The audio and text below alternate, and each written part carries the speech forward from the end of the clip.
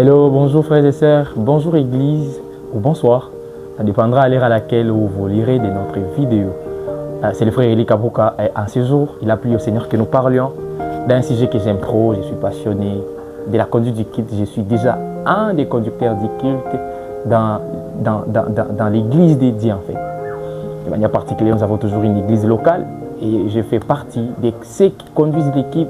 Et vu que la conduite d'équipe, c'est une vie à moi, c'est une passion à moi. Et il a plu au Seigneur qu'en ce jour, qu'on partage sur ces sujets ensemble, autour bien sûr de la conduite d'équipe. Et vous savez, la conduite d'équipe, c'est une des activités purement spirituelles en fait. Pourquoi le culte est dédié déjà à une personne qui est spirituelle. Si vous lisez avec moi le livre des Jean 4, le verset 50, vous allez voir où la Bible est en train de dire, à décrire Dieu étant une personne spirituelle en fait. La Bible est en train de dire Dieu est esprit. Et si même vous partez loin, vous allez voir où Jésus, quand Jésus parlait à cette femme, il va lui dire, et il faut que ceux qui l'adorent, qu'il les fasse en esprit aussi. Et la conduite d'équipe, c'est une activité, en fait, c'est une activité qui est purement spirituelle. Et voilà pourquoi il nous a toujours demandé d'être spirituel, en fait, de rendre un bon culte. Pourquoi? Parce que la raison pour laquelle nous conduisons l'équipe, la raison pour laquelle les enfants de Dieu se réunissent, en fait, de célébrer Dieu au travers du culte, c'est spirituel. Et voilà pourquoi il est pour nous avantageux aussi d'être spirituel. Et à ce jour, il a plu au Seigneur que nous parlions d'un sujet, toujours sur les cultes, de manière particulière, l'art de la conduite du culte. Ça sera pour nous un moment où nous allons partager ensemble ces moments en fait. C'est cette petite expérience, c'est cette observation, c'est ce que le Seigneur il nous a donné. Nous allons prier à Avado, que Dieu soit pour nous un maître qui nous parle et qui nous donne de la sagesse. Amen. L'art de la conduite du culte. Déjà, j'étais en train de dire, la conduite du culte, c'est une activité qui est spirituelle. Pourquoi? Parce que le culte appartient à Dieu. Et Dieu n'est pas un homme. Dieu est esprit. Et nous allons un peu essayer à définir c'est quoi un art en fait. Sans oublier notre sujet, c'est l'art de la conduite du culte. C'est quoi un art? Si on essaie de voir ce que le dictionnaire nous a dit, le dictionnaire nous dit un art est une forme d'expression créative qui peut prendre plein de formes. Peinture, musique, danse, théâtre et j'en passe. Un moyen de communiquer les émotions, les idées de la beauté au travers d'une certaine faisabilité en fait. En écoutant la définition, en lisant la définition, vous allez comprendre que l'art, c'est un moyen de communiquer à une personne, un moyen de communiquer, bien sûr, à une certaine catégorie de personnes qui vont contempler une certaine catégorie de choses, de les communiquer l'émotion, l'idée de la beauté de cette chose-là. C'est ça l'art. C'est-à-dire quoi? L'art, c'est une créativité, une valeur ajoutée dans ce que nous sommes en train de faire, dans ce que nous sommes en train de pratiquer de manière quotidienne, en fait. De manière quotidienne, chaque jour, ce que nous faisons chaque jour. Et cette faisabilité un peu plus particulière, cette valeur qu'on ajoute à ce que nous sommes en train de faire, c'est ce qu'on appelle art. C'est-à-dire quoi? Nous avons l'art de danser par exemple. Ça veut dire nous dansons, mais on ajoute quelque chose attirant, quelque chose qui va un peu donner de l'émotion en fait. Quelque chose que tu vois, ça t'éblouit en fait, quelque chose que tu as vu, tu dis waouh. Voilà, même quand Dieu a créé le monde, Dieu a dit waouh, tout ce qu'il a fait. Il a jugé que c'était bon. Ça veut dire le premier artiste, c'est Dieu. Déjà dès la création, la fondation du monde, il a déclaré que c'était waouh, c'était bon le monde que je crée. Quand il a formé l'homme, il a dit que c'était très bon. C'est-à-dire Dieu lui-même permettait que je parle de cette manière dans les contextes où nous sommes. Il a eu un peu de l'émotion. Alors voilà, ce que je fais, c'était très bon. En fait, c'est ça l'art. C'est-à-dire une valeur à ajouter dans ce que nous sommes en train de faire. Voilà pourquoi on a plusieurs arts. À part art de chanter, art de la musique, art de la danse, art oratoire, art de théâtre. On a plusieurs domaines dans le monde où on peut ajouter, avant de citer les noms de ces domaines-là, par exemple, art de courir, par exemple, art de s'habiller, ça veut dire une valeur que nous avons ajoutée à ce que nous sommes en train de faire. Et voilà pourquoi quand on dit l'art de la conduite d'équipe. C'est-à-dire quoi? La conduite d'équipe, bien qu'elle soit une activité spirituelle, elle peut aussi être un art, vu qu'il nous est demandé, nous, état conducteurs du culte, d'avoir aussi une valeur à ajouter sur ce que nous sommes en train de faire. Voilà pourquoi ça va nous pousser à nous poser une question. C'est-il un péché de dire l'acte de la conduite d'équipe alors que nous avons dit que la conduite d'équipe c'est une activité spirituelle? La réponse, ça sera non. Ça sera non.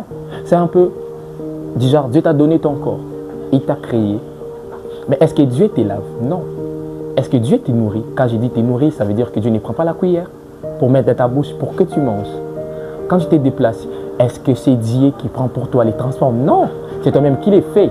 Mais est-ce qu'il est incapable de le faire? On n'a pas dit qu'il est incapable de le faire. Ça veut dire tout simplement que Dieu nous a donné une certaine responsabilité. Il est aussi de notre côté important d'avoir une certaine valeur à ajouter sur ce que Dieu nous donne. Et déjà, c'est-à-dire que ce n'est pas un péché, bien que la conduite d'équipe soit une activité purement spirituelle, qu'on se dise, et voilà, je dois aussi réfléchir étant un homme. Qu'est-ce que je peux ajouter étant une valeur à ajouter, une valeur très importante à la conduite d'équipe, qui peut aussi faire en sorte que ce que je suis en train de faire, que ça soit waouh, que ça soit bon. Déjà, j'aimerais te dire, nous, étant conducteurs du culte, on ne nous appelle pas conducteurs du culte parce qu'on s'est conduit nous-mêmes, non. C'est un peuple qu'on est en train de conduire. Voilà. Ça veut dire, si tu es conducteur d'équipe, tu n'es pas par toi-même. C'est un peu comme Moïse, lui qui a été le conducteur des enfants d'Israël, de l'Égypte jusqu'à la terre promise. Et on ne peut pas appeler Moïse étant conducteur, étant seul, non.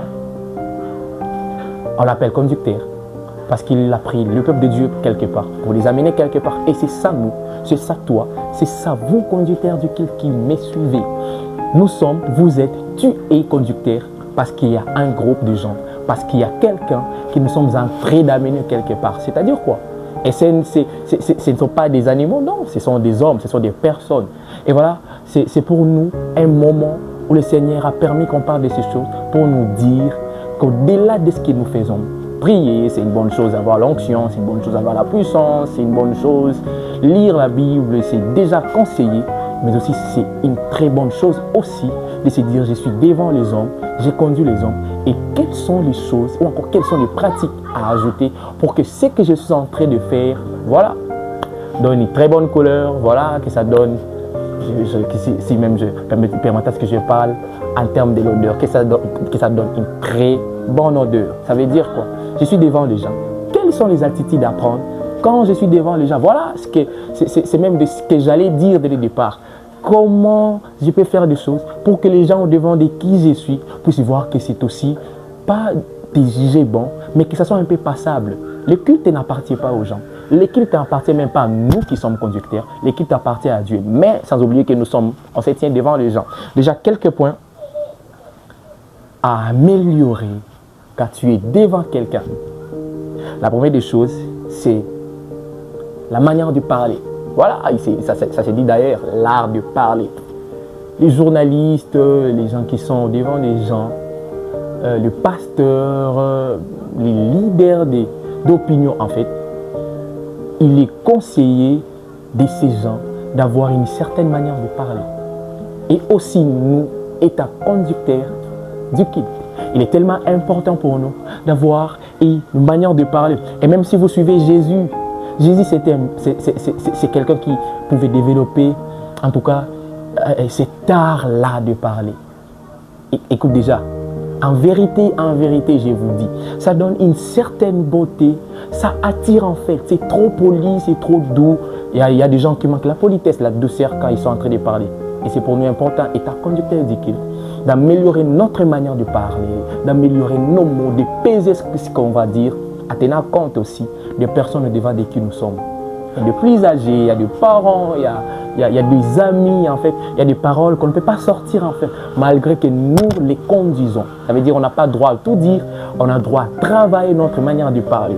Et la deuxième des choses, c'est l'art de la musique en fait.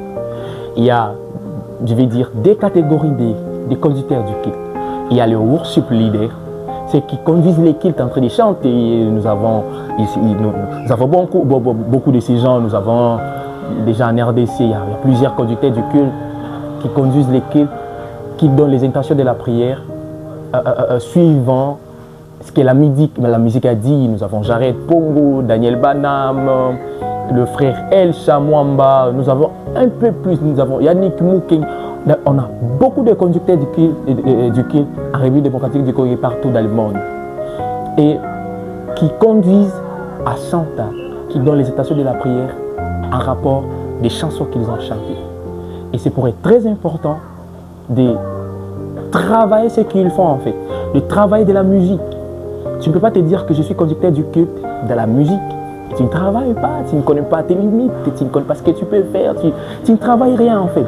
Sinon tu seras un scandale, sinon tu vas scandaliser le culte qui est d'amener le peuple de la présence de Dieu. Travaille ta voix, tu conduis le culte avec ton instrument comme le frère Lionel Blessingui, le pasteur Joël Kabou, l'apôtre Narcisse, Manjila qui conduisent même avec leurs instruments. Travaille ton piano, travaille ta guitare, travaille ta voix, travaille ta batterie, je ne sais pas avec quoi tu conduis le culte, mais dans la musique, il est important pour toi de travailler, faire de ça comme un art, et tu verras que ça donnera une bonne couleur au devant des gens, au devant de qui tu te tiens. Et la troisième des choses, le troisième point, avant les derniers points, c'est l'art vestimentaire.